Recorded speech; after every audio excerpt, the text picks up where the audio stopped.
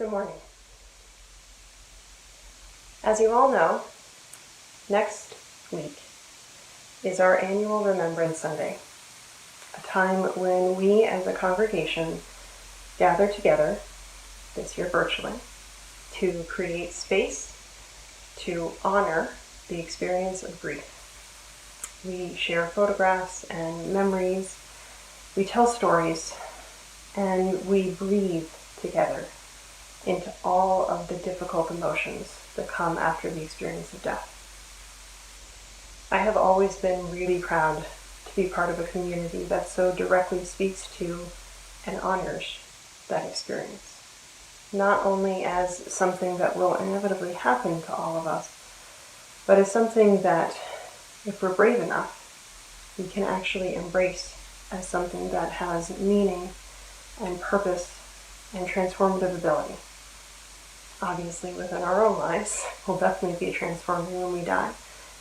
But I think that if we're brave enough to face everything that comes from grief, we can also be transformed by the experiences of death of those that we love. I don't think that we do a particularly good job of that as humans, especially in this country. We don't have holidays or keep up altars year-round to celebrate and honor the people who have passed. We tend to fear death and really avoid it at all costs, trying to stay perpetually young. And most of all, we don't really talk about it. We barely even get a day off of work to go to a funeral, and we don't make space for it in our lives. We know here at Wellsprings, because we do make space for it, that it is an important and valuable experience. One of the things that I myself am guilty of, in terms of not talking about, is my brother. This is him. This is my altar. I can show you a little bit more closely. His name was Bev Fox, and he died just a couple months shy of his 38th birthday. There are 3 stories about him. One that I don't like to tell, but I'm going to. One that I really like to tell, or at least to remember, and one that I don't know. The story that I don't like to tell is that he struggled on and off with heroin addiction for the better part of 20 years before ultimately taking his life. It's short, perfunctory, doesn't leave a whole lot of questions, makes sense, right? But it says absolutely nothing about the man that he was. And I don't like to tell it because we need a couple more statistics on addiction and suicide. We already know. The story that I really like to tell is a memory that took place when I was 10 years old. He was in 8th grade and I was in 5th. And our social studies teachers had arranged it so that we would all be studying the same subject at the same time. And the subject that we were studying was the song "We Didn't Start the Fire" by Billy Joel. I'm sure you all know the song, and you've probably even heard it a few times this year, or at least the parody that's been going around this year, the dumpster fire. Very funny, very appropriate for this year. "We Didn't Start the Fire" is a bullet list of historical events, thus social studies, with a chorus in between. And one afternoon, we both had our pieces of paper with all of the lyrics and the chorus written in. And for reasons that I can't remember and probably never will, we decided that we were going to sing it together. We went out into our driveway while my parents were out. He stood in the middle and I rode circles around him on my bike. And he sang out the lyrics from his little piece of paper that he held in his hand. And every time it came time for the chorus, I would say we didn't start the fire. It was a really nice memory. And I like to tell that story because it seems like something that a brother and sister who love each other would do. I like to tell that story because I'd like to think that in that moment we loved each other.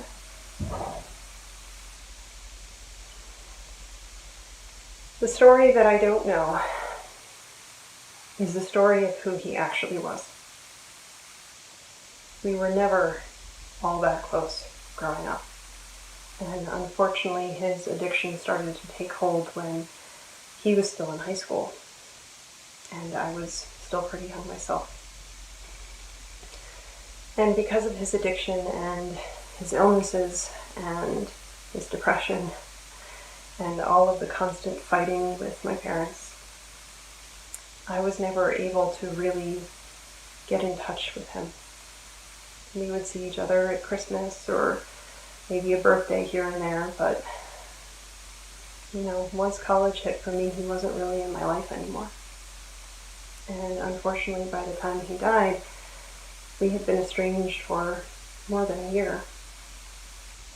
As is often the case for individuals who complete suicide, he had also had a falling out with my parents. I am sure that he did not feel like he had any other option. I really wish that I could have known him, and I will be forever changed because of his death. You've probably noticed what I'm talking about today is that subsection of death which people talk about even less, which is suicide, deliberately taking one's own life. Now, this is a huge and complicated subject, one that we could do an entire message series on, but that's not what this message series is. This message series, The Cloud Over Everything, is about death and grief, and the experiences that we all share, whether or not we'd like to talk about it. And as I said earlier, I've always valued that we do talk about it here, but I'm not as smart as my words sometimes. And when my brother died, I didn't talk about it. I barely even told anyone, and if I did, I would tell them my brother died. End of sentence. No other information. The only people who heard even 1 ounce of the emotions that I was experiencing when it happened were my boyfriend and Reverend Ken. And although they both did a great job of holding space and simply breathing with me and just letting me be all of the things that I was, I didn't really feel like I had the right to grieve the way that one normally does. Because we had been estranged. Because we had never been that close. Because, we were related, but we were never really friends during that moment in the driveway.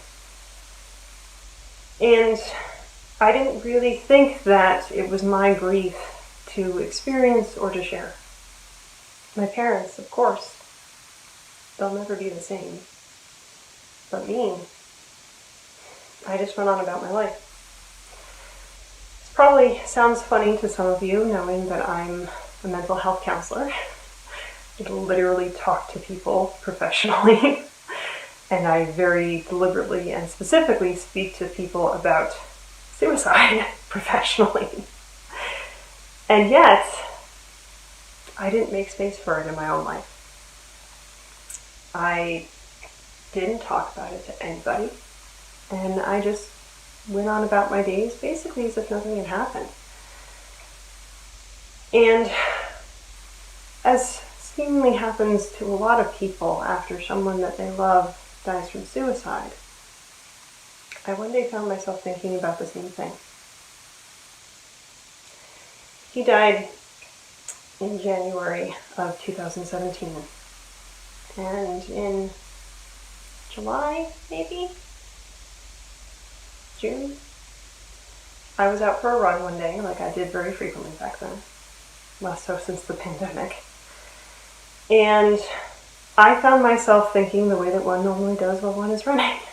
Running through to-do list items, trying to think if I remembered to return that email to that person, thinking about dinner plans, and thinking in a very logical and constructive way about how I would go about taking my own life.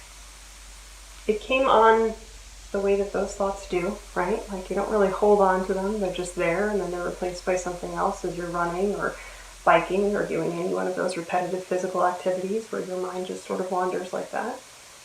And I found myself just sort of mentally listing off the steps of what would need to take place.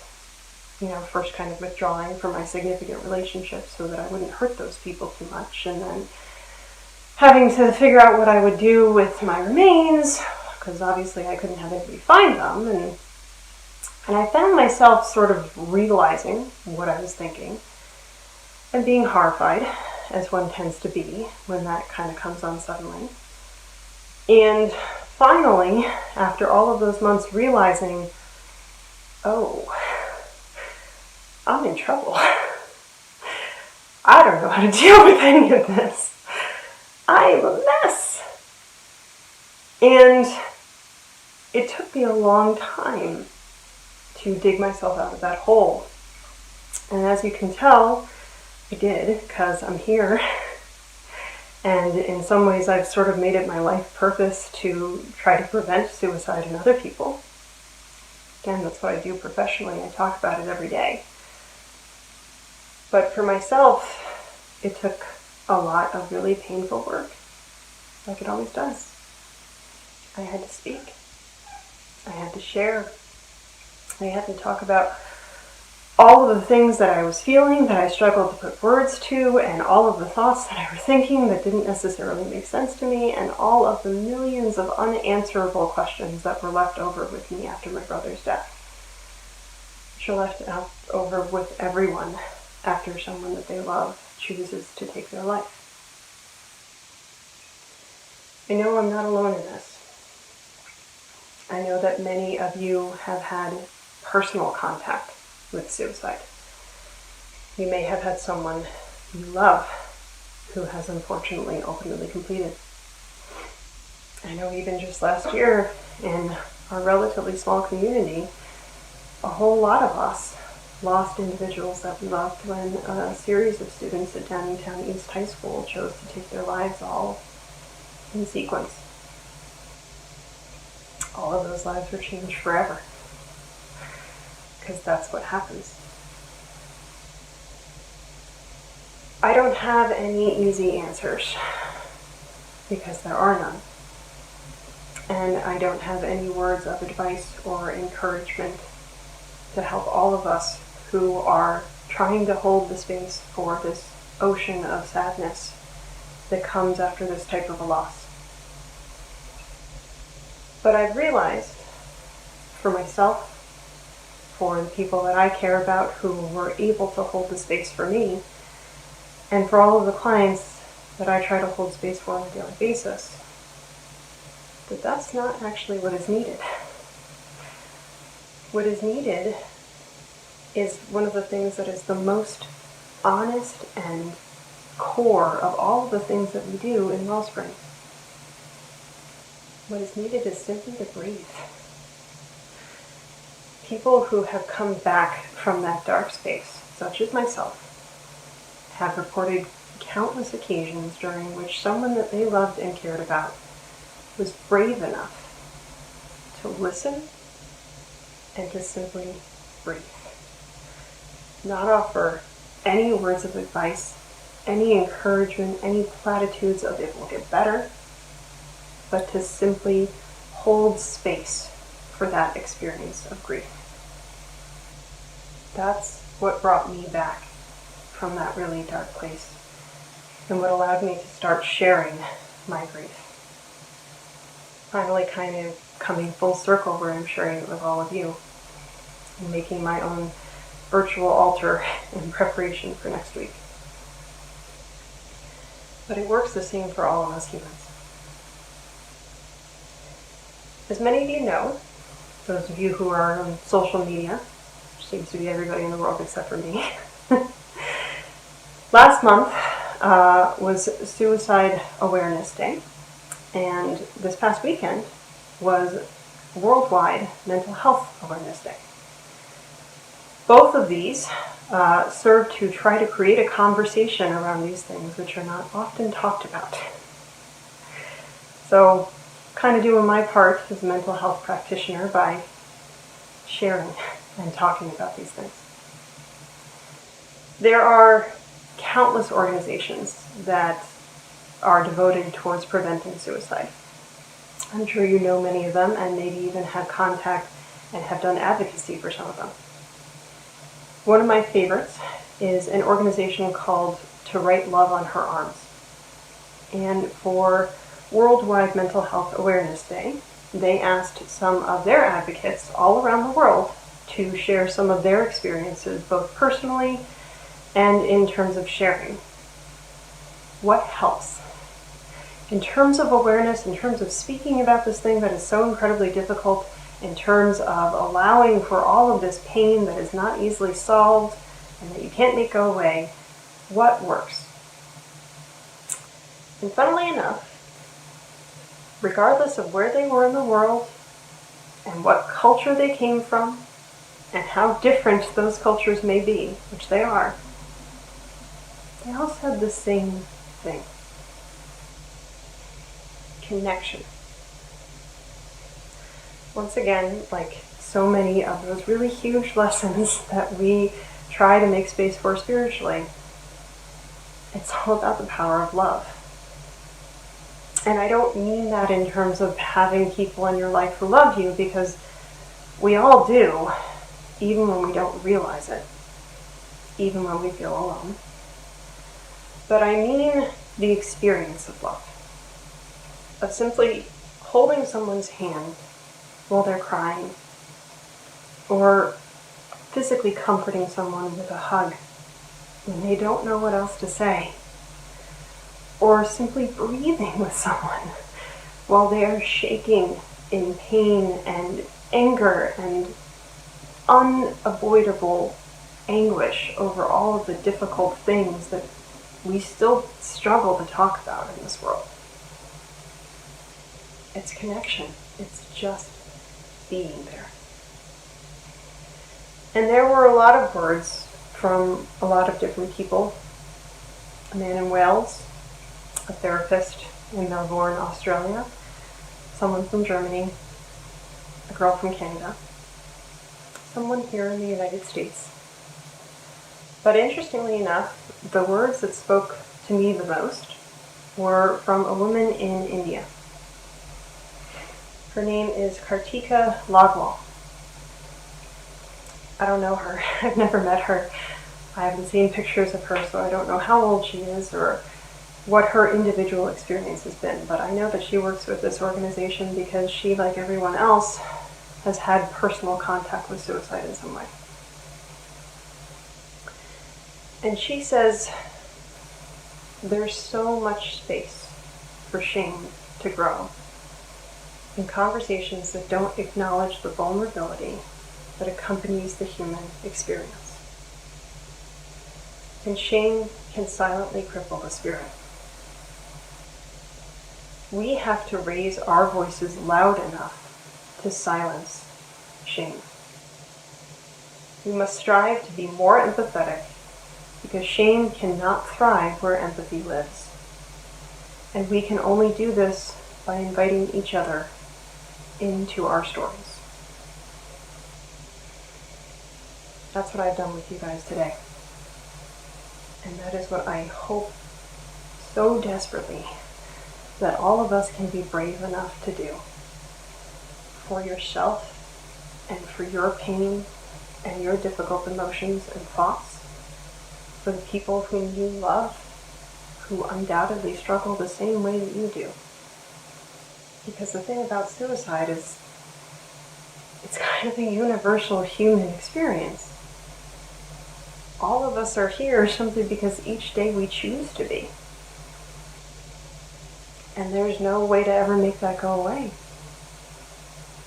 And yes, I have devoted my life towards trying to prevent suicide. But it is a part of our experience, and we have to be able to talk about it. I pray that all of you can hold the space for yourselves. If you yourself are someone who is struggling, I encourage you to reach out to Reverend Lee. She's a pretty good space holder. And I promise you, even if you think no one can understand, we're a lot more similar than we are different. And none of us are actually alone. And for all of you who have been personally touched as I have, and who live with the unanswerable questions every day, I pray that you hold the space for your own experience and are brave enough to talk about it. I'm going to leave you all today with some words from that same organization that I talked about, To Write Love on Her Arms. It's a little piece of paper that is normally tucked into the back of my phone, which I'm currently using to record this. And it's a little bit weathered around the edges because it's in there every single day, tucked behind the plastic.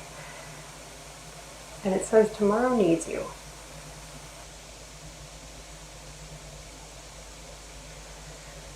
This world is better because you're in it.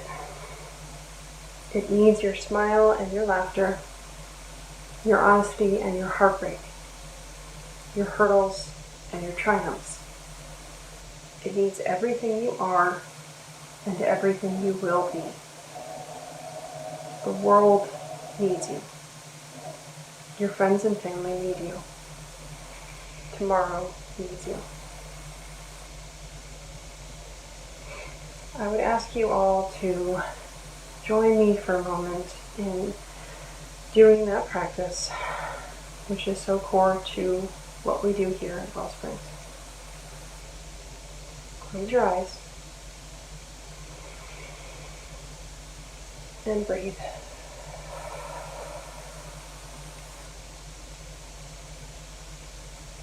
For all of the memories and emotions and unanswerable questions that may have arisen within you as you have listened to this today, we welcome you.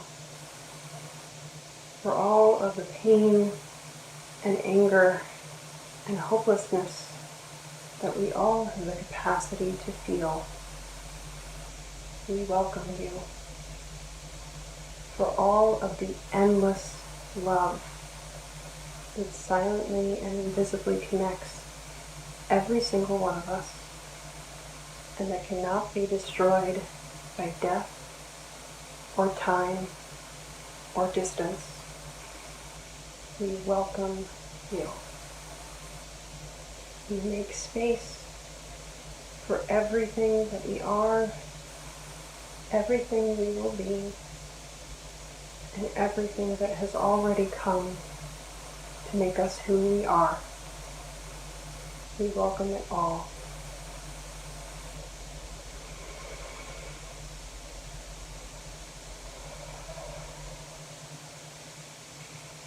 Amen. And may you live in blessing.